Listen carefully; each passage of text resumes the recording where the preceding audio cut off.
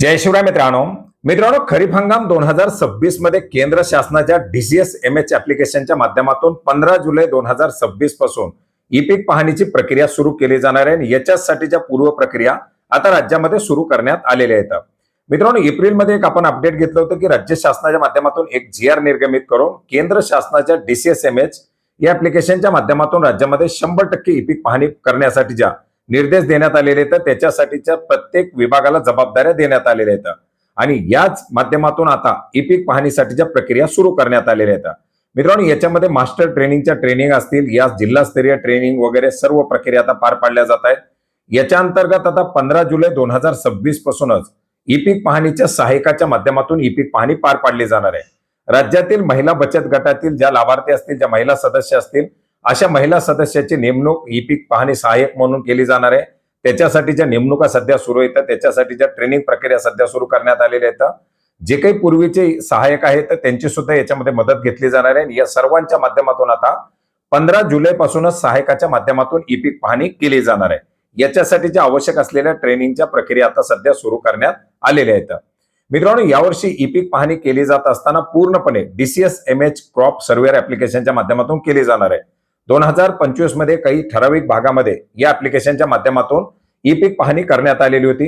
ती ई पीक पाहणी करत असताना काय काय त्याच्यामध्ये समस्या आल्या, त्याच्यामध्ये काही बदल करून, याच्यामध्ये नवीन काही ऍडिशन करून आता या नवीन सुधारित ऍप्लिकेशनच्या माध्यमातून खरीप हंगाम 2026 मध्ये ई पीक पाहणीच्या प्रक्रिया पार पाडल्या जाणार आहे. याच्यामध्ये आपण पाहिलेले की ऍप्लिकेशन मध्ये अॅक्युरेसी मध्ये वाढ करण्यात आलेली आहे. जे काही पिकाच्या त्या सर्वे नंबरच्या मुख्य सेंटर भागापासूनचं जे अंतर आहे ते अंतर आता निश्चित करण्यात आलेले, ते कमी करण्यात आलेले आहे.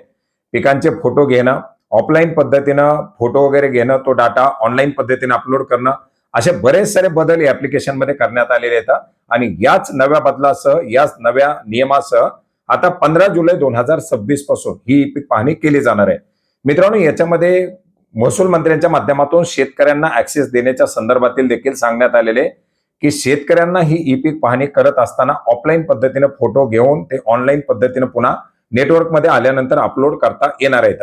आणि जर त्यांना ई पीक पाहणीच करता आली नाही तर त्यांची ई पीक पाहणी सुरुवातीपासूनच सहायकाच्या माध्यमातून केली जाणार आहे. तर या नवीन साऱ्या तरतुदी याच्यामध्ये करण्यात आलेल्या आहेत, ज्याच्यामुळे शेतकऱ्यांना आणि ई पीक पाहणीच्या या सहायकाच्या माध्यमातून सरकारला ही आता ई पीक पाहणीची प्रक्रिया पार पाडता येणार आहे.